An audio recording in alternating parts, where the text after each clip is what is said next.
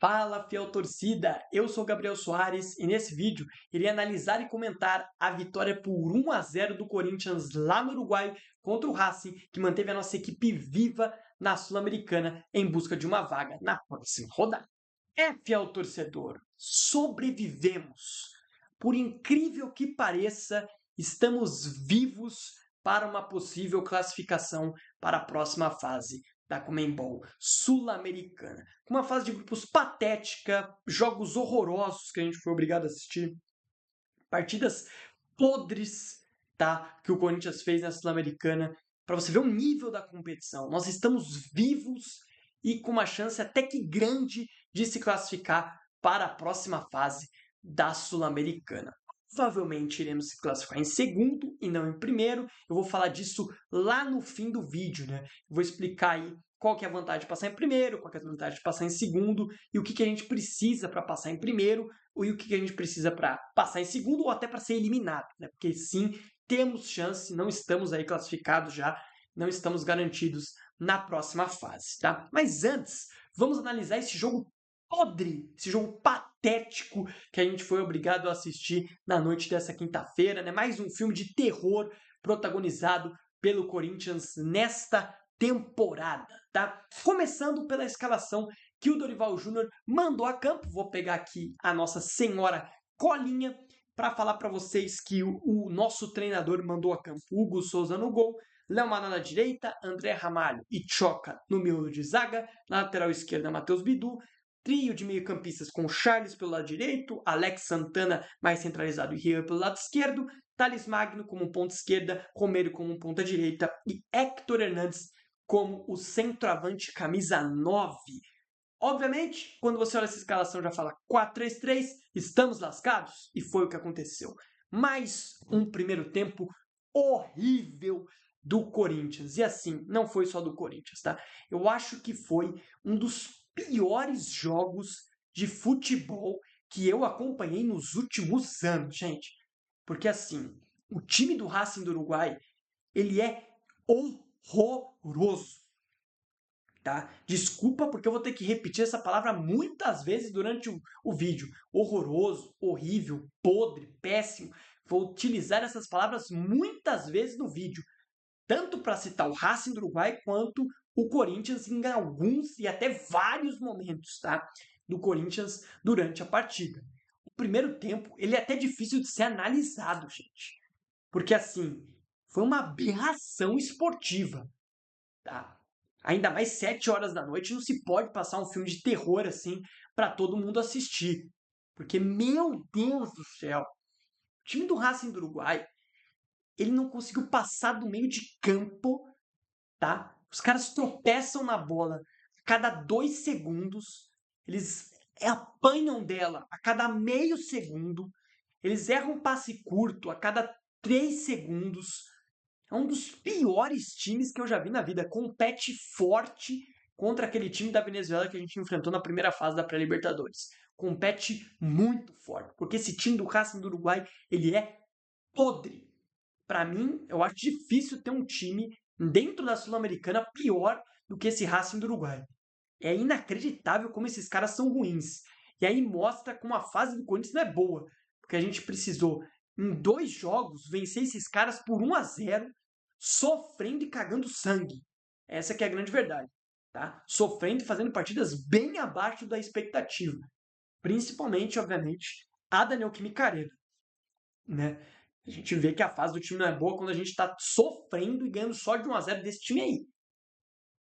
Porque olha que time podre esse time do Racing do Uruguai. O primeiro tempo, gente, o fato que aqui foi um jogo truncadíssimo, um jogo brigado. O principal destaque desse primeiro tempo foi o Alex Santana, que ganhou várias disputas no meio de campo, foi bem nesse primeiro tempo, foi também bem no segundo. O Alex Santana estava bem no jogo hoje, ganhando várias disputas, roubando bola, adiantando a marcação, dando alguns lançamentos. A maioria foi nas mãos do goleiro, mas ele tentou. Eu acho que um dos poucos que tentou algo na partida no primeiro tempo, porque o resto tentou de todo jeito empatar o jogo nesse primeiro tempo. E o placar de 0-0 é justíssimo. Ninguém merecia sair vencendo. A única chance de gol do Corinthians foi uma falta do Romero, que ele bateu fraquinho e o goleiro dos caras é tão ruim que ele teve que espalmar a bola no canto dele, fraquinha, para você ver o nível do time dos caras. Foi a única chance. De resto, uma pelada. Sabe aquela pelada que você marca com seus amigos no WhatsApp, tipo na sexta-feira para jogar no domingo? Você monta o time lá na hora e tal. Foi isso aí que aconteceu, cara. Primeiro tempo foi uma pelada. Completa pelada. Dois times horrorosos no primeiro tempo. Aí, voltando para o segundo tempo, o Dorival percebendo que do jeito que estava, não ia dar de jeito nenhum para o Corinthians se manter vivo para uma possível classificação na última rodada, colocou os titulares.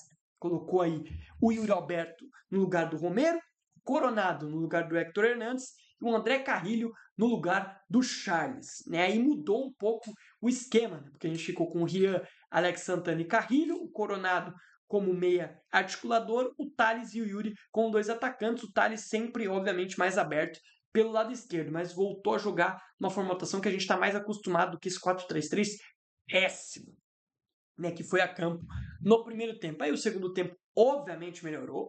Só de entrar os titulares, Carrilho e Coronado, o jogo andou muito mais. O Corinthians chegou mais vezes no ataque, chegou com mais contundência ao ataque, com jogadas pelo lado direito, principalmente com o Carrilho, com o Coronado vindo buscar a bola, mas mesmo assim já estava difícil. Mesmo assim, estava difícil de achar o golzinho, né? Ainda mais porque a arbitragem, mais uma vez, foi péssima. Né? A gente, obviamente, já sempre fala que a arbitragem é péssima, mas isso não tira aí que o Corinthians faz partidas horríveis. Tá? Mas a gente tem sempre que citar mais uma arbitragem podre. Teve um lance, cara, nesse segundo tempo, que claramente foi falta em cima do Thales. Checaram o possível pênalti, mas foi fora da área, mas o cara tá de frente, o árbitro tá de frente pro lance, uma falta claríssima, e ele não deu a falta. O Dorival até ofereceu o óculos dele pro quarto árbitro levar pro árbitro para ver se ele enxergava. Teve um lance, possível pênalti no Yuri, que pra mim foi pênalti, tá? Porque o Yuri tá atacando o espaço, o cara do Racing do Uruguai dá no meio das costas dele com o braço, claramente empurrando o Yuri para não deixar o Yuri chegar na bola, nem checado foi. Outro lance numa disputa de bola do Yuri com o zagueiro dos caras, o zagueiro dos caras chega dividindo a bola e chuta a perna do Yuri claramente, nada de VAR, uma arbitragem patética mais uma vez, tá? Patética, assim, inacreditável. Mas também, né, você vendo um jogo desse diretamente dentro do campo deve ser um terror mesmo. Você deve querer ficar de olho fechado a cada segundo. Você não quer abrir o olho para ver essas aberrações do esporte, tá? Foi um jogo tecnicamente muito abaixo, sim, um dos piores que eu já vi nos últimos anos, gente. Tecnicamente horrível. E como eu disse, obviamente no segundo tempo o Corinthians melhorou, chegou mais, mas o gol do Corinthians sai na tentativa, no bumba meu boi, uma bola já tinha sobrado pro Bidu, ele isolou, e essa segunda ele bateu rasteirinha, a bola desvia, mata o goleiro, 1-0 e 1-0 que seria aí o placar definitivo do jogo. Depois desse 1-0, o Corinthians como sempre tá aquela relaxada, fica de boer, os caras tentam alguma coisa, mas o time dos caras é tão limitado, que o Corinthians errando o passe, que o Corinthians fazendo uma partida podre, os caras não conseguiram dar um chute sequer no gol. O Hugo Souza não sujou o uniforme. O chute dos caras eram todos de fora da área e muito longe do gol. Muito longe. Se os caras eram 6, 5 chutes no máximo durante o jogo todo, foi muito e nenhum fez o Hugo trabalhar nem um pouco. Tá? Aí todo mundo vai falar, pô, o Corinthians não ficava jogos sem tomar gol um bom tempo. Mas também se toma gol desse time, pelo amor de Santo Cristo, tomar gol desses caras. O time dos caras é horroroso. Tético. Tá? Esse time do Racing do Uruguai. Pra mim é impossível ter um time pior que eles na Sul-Americana. Né? E pra mim é mais bizarro ainda saber que o Corinthians só fez 2 gols nesses caras. Isso que é o mais bizarro. Fazer 2 gols num time tão ruim como esse. Isso é inacreditável. Tá? Passando então. O jogo é isso, gente. Me desculpa aqui se vocês queriam uma análise melhor, não consegui ver o jogo. Gente, sim, que bom que você não viu. Porque tecnicamente foi um dos piores que eu já vi na vida, repetindo novamente, deixando isso em ênfase. Tá? É um dos piores jogos que eu já vi na minha vida. Principalmente o primeiro tempo, cara. Jesus Cristo Rei. O segundo melhorou por conta que o Carrilho entrou, o Coronado entrou, o time começou a conseguir acertar passe, porque o primeiro tempo teve lance que um errava o passe ali, aí outro errava o passe lá, daí tombava, dividia na bola, tropeçava, aí Gente, parecia uma pelada. Uma pelada, sim, nem semi-amadora. Sim, jogadores que nunca pisaram, nunca tocaram numa bola. Foi bizarro, principalmente o primeiro tempo. Vamos passar pelas estatísticas, né? Estatísticas do jogo. Vou pegar aqui na nossa colinha do celular, né? Sempre bom ter aqui a nossa colinha do celular para não ficar falando tantas besteiras, né? Tantas besteirinhas. Estatísticas desse jogo podre, cara. 11 finalizações do Corinthians contra 6 do Racing do Uruguai. 29% de posse de bola do Corinthians contra 71% de posse de bola do Corinthians contra 29% do Racing do Uruguai. Uma defesa do goleiro do Racing do Uruguai, que foi a falta do Romero, nenhuma do goleiro do Corinthians. 7 escanteios para o Corinthians, 2 para o Racing do Uruguai.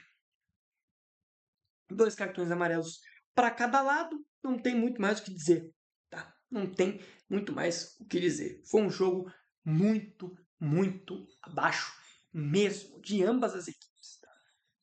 Passando para as notas, né? Para quem não conhece o nosso método de notas, a gente dá notas de um jeito diferente, não é de 1 a 10. Né? A gente tem o melhor da partida, o péssimo dos péssimos, que é o pior deles, as pessoas que fizeram uma partida péssima, as pessoas que fizeram a partida ruim, a partida regular e a partida boa. É assim que funciona os nossos critérios aqui de nota, tá certo? Vamos passar para as notas, né? Hugo Souza. Eu vou preferir deixar o Hugo sem nota. Porque, como eu mostrei aqui estatisticamente, o Hugo não sujou nem o uniforme hoje. Então não tem nem como dar nota para a atuação do Hugo. Não tem como nem dar nota. O Corinthians não sofreu nenhuma finalização no gol. O Hugo não teve que trabalhar em nenhum momento. Trabalhou em alguns momentos com os pés, nada que assustasse e só. Então eu vou deixar o Hugo sem nota para não ser injusto. Lateral esquerdo, Matheus Bidu. Tá? Fez o gol, né, que manteve a gente vivo. É importantíssimo o gol que fez o Bidu. Mas uma partida, sim, gente, que olha, é difícil de dar nota para qualquer um, porque o time dos caras era tão ruim. Assim, cara. É até difícil de você dar nota para os jogadores do Corinthians. Mas a partida do Bidu foi boa, tá? O time dos caras mal conseguiu atacar, então não tem como falar defensivamente. Aí quando não tem que falar de defesa, o Bidu vai bem, a gente sempre diz isso aqui. Atacando, o Bidu é um lateral ok. Então hoje ele fez o gol, que nos manteve vivo. Então eu vou deixar aqui o Bidu com uma nota boa, tá? Ele foi bem no jogo de hoje. Já o seu companheiro de lateral, o senhor Léo Maná, é, né, completamente o contrário, né? O Léo Maná, gente, eu espero, né, que a comissão técnica, que os dirigentes do Corinthians, que o Dorival, que todos já tenham visto que, né, o Léo Maná jogou contra quem? Outro jogo da Sula foi ele que jogou, não foi? Contra o América de Cali, se não me engano aqui. Ele jogou aí 2 dos 3 últimos jogos do Corinthians. Eu acho que não precisa muito mais para mostrar que ele não tem condição nenhuma de vestir a camisa do Corinthians, né? Eu acho que já está claro e evidente de que este jogador não tem condição nenhuma de ser uma sequer opção do banco de reservas do Corinthians. Se toda vez que o Mateuzinho for poupado, que o Mateuzinho tiver suspenso, que o Mateuzinho não tiver condição de jogo, este ser humano jogar, corintianos, se preparemos. Porque, olha, esse moleque é muito ruim. Esse moleque, ele é um bizarro do esporte. Né? Se o Léo Maná virou profissional, não desista, meu amigo. Porque, olha, é um dos piores jogadores que já vestiram a camisa do Corinthians profissionalmente.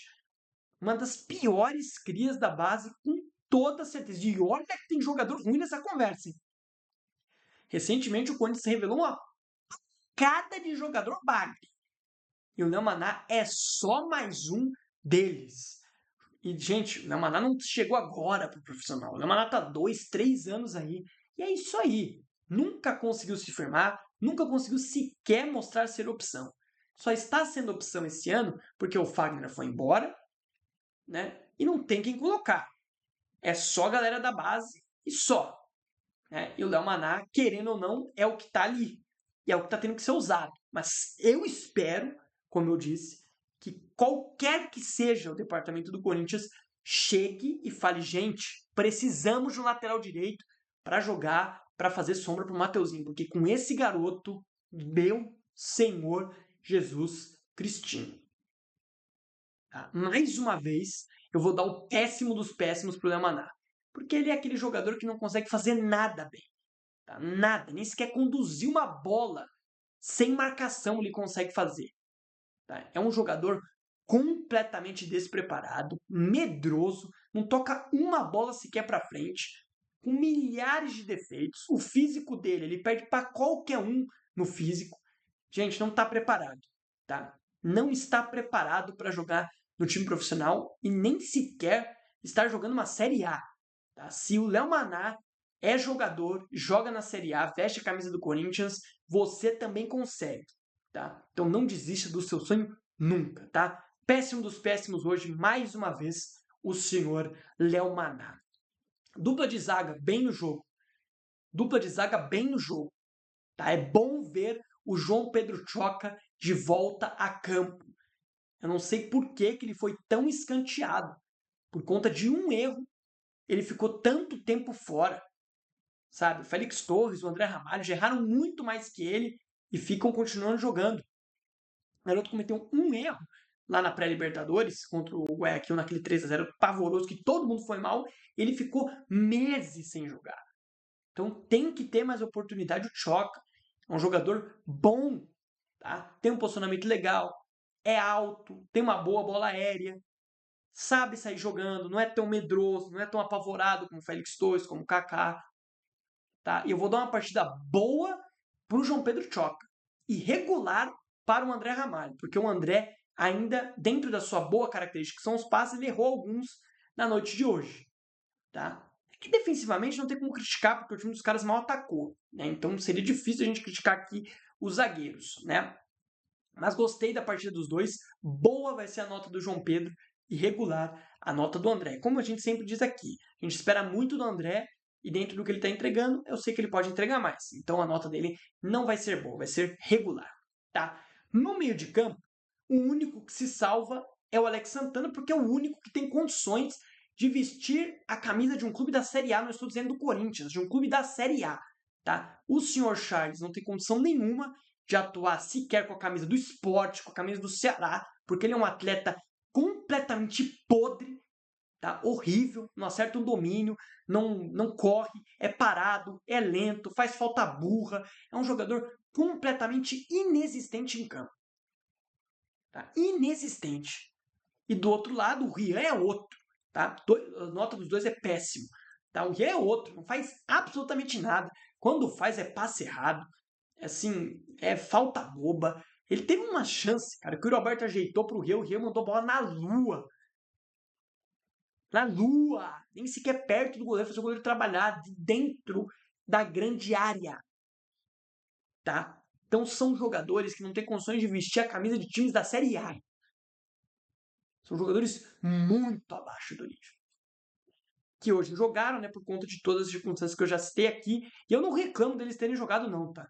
Porque eu já falei várias vezes aqui, tanto eu quanto meu parceiro de canal, Cauã, que, ó, Sul-Americana, eu estou cagando e andando para a Sul-Americana. Eu quero passar longe da zona de rebaixamento do brasileiro e talvez aí brigar, beliscar aí uma semifinal de novo de Copa do Brasil. Que eu acho que a gente consegue, se a gente focar e ir para cima. Acho que o Corinthians consegue ir longe mais uma vez em Copa do Brasil e passar longe dessa zona de rebaixamento do brasileiro. Eu espero. A Sul-Americana eu tô aqui, ó, cagando e andando, principalmente depois dessas atuações medíocres do Corinthians, que pelo jeito não vai mudar. É mais uma atuação muito abaixo do nível, apesar da vitória. Então, péssima a nota dos dois. Alex Santana, para mim, foi o melhor da partida, tá?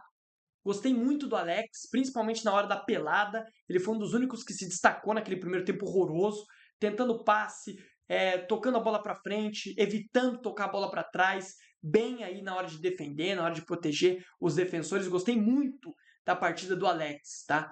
Foi uma boa partida do Alex Santana e para mim, dentro da partida de hoje, vai ser o melhor em campo. O Alex Santana foi muito bem, o Alex, para dar rotação na hora que o Corinthians estava totalmente perdido, que foi no primeiro tempo, e também defensivamente ali no primeiro e no segundo tempo. Gostei muito da partida do Alex, outro jogador que eu não consigo entender o porquê que perdeu tanto espaço no fim da era do Ramon Dias e agora no começo do Dorival, que ainda não, às vezes é até preterido para entrar o Charles, que é inacreditável na minha visão. Não é que o Alex seja um baita jogador, mas ele tá à frente de Ria e Charles. Claramente esse jogo serviu muito para mostrar isso mais uma vez. Thales Magno, partida ruim do Thales. Mais uma, onde ele não domina, onde ele só toca a bola para trás. Um jogador que tem as características do Thales, que é de ir para cima, de buscar um contra um. O Thales não consegue, tá? O Thales tá, acho que sem confiança nenhuma, não consegue ir para cima, só toca a bola para trás, só toca a bola de lado. No 1v1, quando ele tenta, ele tropeça na bola. É assim, momentos bizarros, são cenas lamentáveis do Thales desde a renovação. Eu não sei o que está acontecendo, acho que o Dorival vai ter que entrar em ação, psicólogo, alguma coisa, para o Thales conseguir voltar a ser um jogador que a gente pode dizer que é útil, porque hoje ele é inútil, tá? Porque dentro da característica dele, que é um ponta quebrador de linhas, ele não faz nada, tá? Então é preocupante o momento do Thales, mais uma partida ruim para o Thales Magno. Romero, partida péssima, com tudo que tentou, é uma âncora. Mais uma vez, a gente vai voltar a citar aqui que não dá para o Romero ser ponta. O Romero não é ponta mais. O Romero era ponta em 2015, 16, 17, 14. Hoje não é mais. 2025 a realidade é totalmente outra. 10 anos se passaram. O Romero é lento, ele mata todas as jogadas do Corinthians de contra-ataque. Ele não ganha de ninguém no corpo, ele não dribla ninguém. O Romero tem que ser aquele segundo atacante, aquele cara para entrar no segundo tempo, para tentar num bumba meu boi na área, uma chance, porque, como eu disse aqui várias vezes, ele tem o dom da sobrada de estar no lugar certo na hora certa. Então o Romero vai servir para esses momentos. Para ser escalado como titular, principalmente na ponta, impossível o Romero render. Então, para mim, é péssimo, mais uma vez, a nota do Ángel Romero. Hector Hernandes, cara, o Hector ele tentou participar, mas o primeiro tempo do Corinthians foi tão podre, foi tão horrível, que ele pouco tocou na bola. Ele tentou alguns toques de chaleira, tentou participar de algum modo, tentou fazer algumas paredes, não acertou tudo, foi uma partida ruim, tá, do Hector, mais uma que não dá esperança, né? O Hector não consegue fazer que a gente dê esperança. Eu até disse em uma das últimas lives aí que ele parecia conseguir ser mais participativo. Ele tá tentando ser mais participativo, mas ainda não tá conseguindo participar efetivamente do jogo, de fazer uma parede, ganhar um lance de cabeça, ganhar uma disputa. Assim, ainda não consigo enxergar qualidades do Hector, não consigo ver no que ele tem qualidade. Até agora ele não conseguiu mostrar absolutamente nada. Eu tenho gostado que ele tem sido mais voluntarioso, ele tem corrido, ele tem aparecido mais pro jogo. Mas de resto continua sendo aquele Hector do ano passado, fraco e, sim, tecnicamente muito abaixo.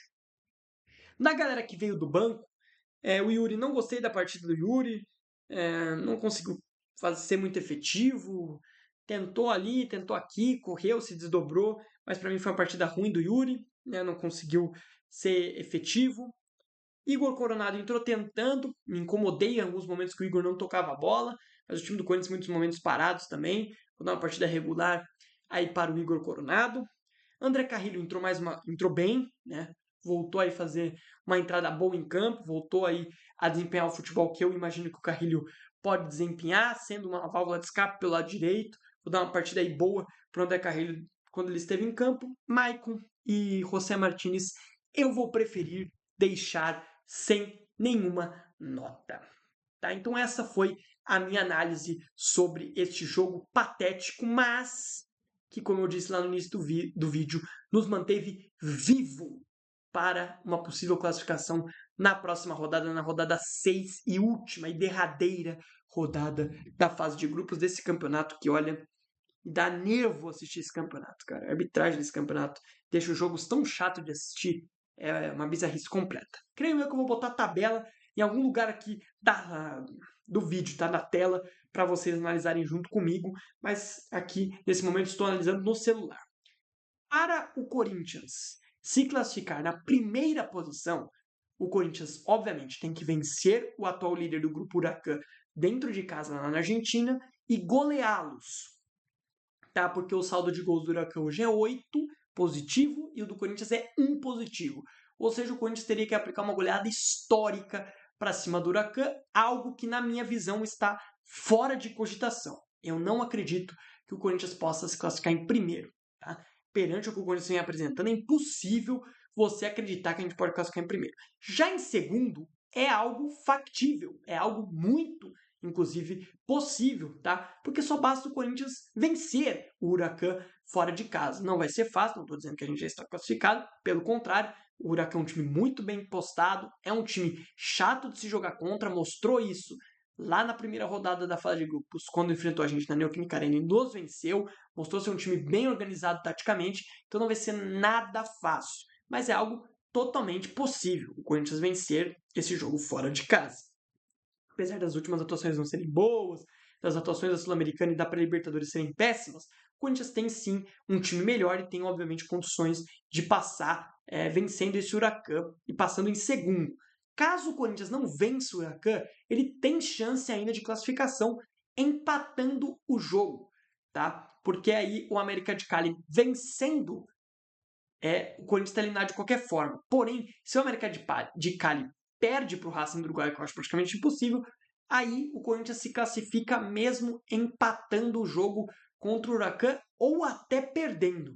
Tá? Ou seja, caso o Corinthians não vença o Huracan, temos que torcer para o Racing do Uruguai cometer um crime contra o América de Cali, que eu acho praticamente impossível. Esse time do Racing do Uruguai é péssimo, né? Ainda mais porque o jogo é na casa do América de Cali. Então, para que tudo corra bem, temos que vencer o Huracan, algo completamente possível. Gabriel, qual a diferença entre passar em primeiro e passar em segundo? Basicamente, na Sul-Americana, o primeiro colocado vai direto às oitavas de final, tá? E o segundo colocado joga mais 2 jogos válidos pelo playoff da Sul-Americana. O que é esse playoff? São os segundos colocados da fase de grupos da Sul-Americana contra os terceiros colocados da fase de grupos da Libertadores. Ou seja, terá um sorteio para ver quem que o Corinthians enfrenta nesses playoffs, tá? Ou seja, o Corinthians terá mais 2 jogos de Sul-Americana no calendário, caso a gente passe em segundo, que já é tudo pensando aqui já com uma possível classificação. Nós teremos mais 2 jogos no calendário, tá? De Sul-Americana contra qualquer um dos terceiros da Libertadores, tá? Eu não sei se é sorteio, não sei como é que funciona lá, mas ainda só tem, eu acho que um terceiro colocado definido, que é do último grupo lá. De resto, falta definir todos os outros, ou seja, a gente não tem certeza de nada. Vai ficar tudo aí para a última rodada para decidir. Então, basicamente, a diferença é essa. Passando em primeiro, a gente tem 2 jogos a menos e já vai direto para as oitavas, como foi no ano passado, quando a gente enfrentou o Bragantino. O Bragantino que veio de um desses playoffs, inclusive contra o Barcelona de Guayaquil, se não me engano, tá? Naquela ocasião.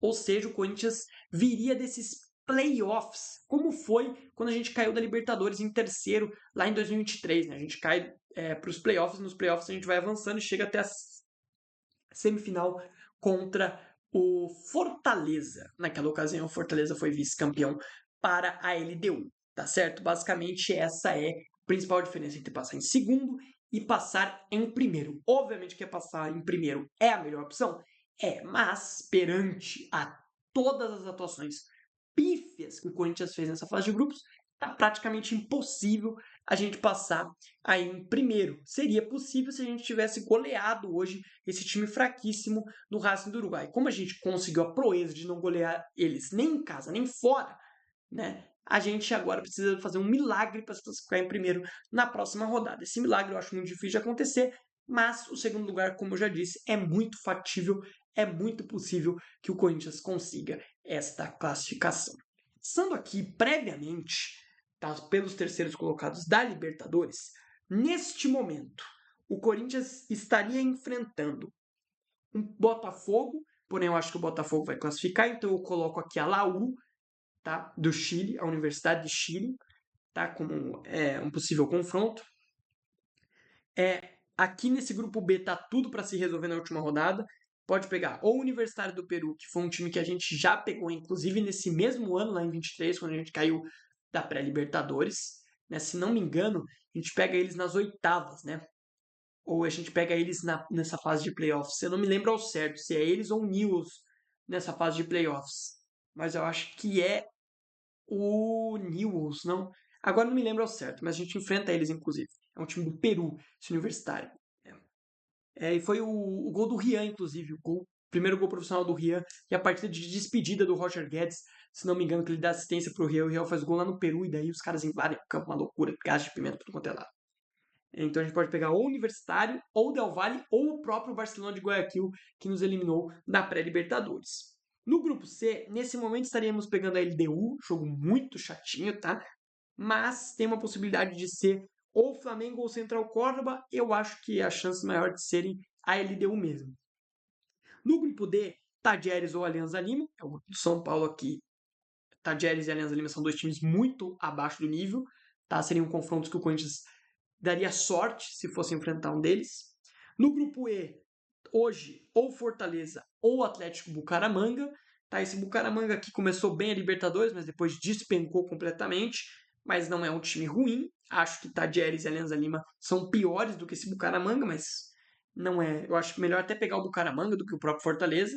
Porque o Fortaleza, apesar de ser brasileiro, a gente jogar melhor contra times brasileiros. Inclusive, eu disse isso na última live, né? Contra o América, no jogo do América de Cali, eu acho que eu falei, pô, a gente vai longe da competição da Sul-Americana passada, enquanto a gente pegou o brasileiro. Depois que a gente pegou times de fora, não conseguimos classificar e caímos pro Racing, né? Mas eu acho que o Fortaleza é melhor, obviamente, do que esse Atlético Bucaramanga. Tá? E esse Atlético Bucaramanga não é um confronto tão fácil, apesar de ninguém conhecer quase esse time da Colômbia. Do grupo F, aqui é pedreira, né? Aqui ou é Bahia ou é Inter, e aí, meu amigo, é dureza total. No grupo do Palmeiras, nesse momento, Sporting Cristal e Bolívar brigam por essa vaga de Sul-Americana. Tá? Eu preferiria pegar o Sporting Cristal, por conta do Bolívar ter a altitude lá da Bolívia, né? Então eu preferiria pegar o Sporting Cristal. E no grupo H, o único grupo que tem um time definido na Sul-Americana já é o San Antonio da Bolívia. Né? E aí depende de muita coisa. Se o Corinthians decidir em casa, acho tranquilo pegar esse time da Bolívia. Né? A gente tem que voltar vivo lá da Bolívia e dentro de casa fazer o resultado, porque normalmente é assim contra os times bolivianos. Né? São times que jogam muito bem lá fora e aqui tomam nabo porque são horríveis. Né? Basicamente é assim que funciona contra os times da Bolívia. Então tem confrontos fáceis, né? Esse time da Bolívia eu vou colocar como um. O Sporting Cristal não é um time difícil, apesar de ter feito um bom jogo na estreia contra o Palmeiras lá no Peru. O Alianza Lima e o Tadieres são dois times fracos. O Bucaramanga é um adversário até que legal, até que factível. E do grupo ali do River, eu acho que o mais fraco, apesar de hoje estar em segundo no grupo, é o Universitário, né? Apesar de estar em segundo no grupo hoje, eu acho que é mais fácil do que Del Valle e Barcelona de Guayaquil por conta da altitude que tem. A LDU é pedreira, é um possível Fortaleza é pedreira, qualquer um dos dois brasileiros, tanto o Inter quanto o Bahia, seria pedreira. Então tem alguns confrontos fáceis e tem alguns difíceis. Tá? Eu preferiria passar em primeiro, como eu já disse aqui, óbvio, mas eu acho que não dá. Então já temos que pensar em possíveis adversários caso a gente passe em segundo. Claro, caso nós vamos passar em segundo, caso aconteça, né, do Corinthians passar nessa segunda colocação, o que também não é simples, tá? A gente tem um time bem chatinho para enfrentar aí na última rodada na casa deles, tá? Mas é isso. Análise de um jogo podre e análise de adversários possíveis numa fase de playoffs e possibilidade até de classificar em primeiro e tudo mais. Mas o vídeo vai ficando por aqui. Você, corintiano, espero que tenham gostado desse vídeo. Você que também veio aqui para ver se eu estava irritado, como é que é. Hoje, provavelmente, os antes não aparecem, né? Porque a gente ganhou, apesar de tudo. Né? Então, os antes meio que ficam escondidinhos. Né? Se fosse derrota, com certeza estariam aqui. Mas eu espero que vocês tenham gostado do nosso conteúdo. A gente está aparecendo aqui sempre ou com vídeo ou com live de pós-jogo. A minha ideia é trazer mais conteúdos para esse canal, não só pós-jogo, trazer alguns bastidores, algo desse tipo do Corinthians mais pra frente, tá certo? Se você gosta do nosso conteúdo, eu espero que você possa se inscrever no nosso canal e ativar aqui as notificações para sempre recebê-las quando estivermos ao vivo ou quando os vídeos serem publicados. E também deixe o seu like, que vai ajudar demais o nosso trabalho. Até uma próxima. Valeu, fui e tchau. E vai, Corinthians!